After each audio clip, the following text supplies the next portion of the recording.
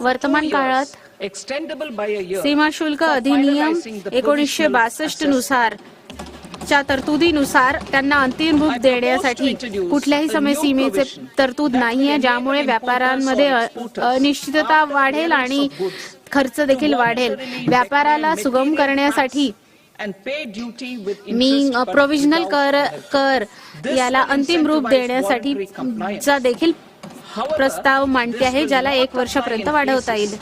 एक नवीन तरतूद सुरू करण्याचा प्रयत्न करते आहे, ज्यामुळे आयात करणारे आणि निर्यात करणारे महत्त्वपूर्ण उत्पादनांच्या तथ्यांची घोषणा करू शकतील आणि त्या संबंधित शुल्काचा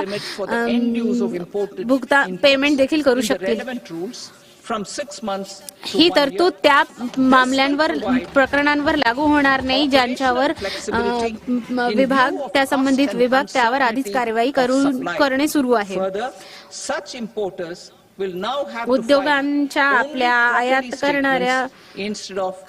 आयात करणाऱ्या इनपुटच्या अंतिम स्तराची 6 महिन्यांवरून 1 वर्ष एवढी समयावधी वाढवण्याचा प्रस्ताव मांडते आहे.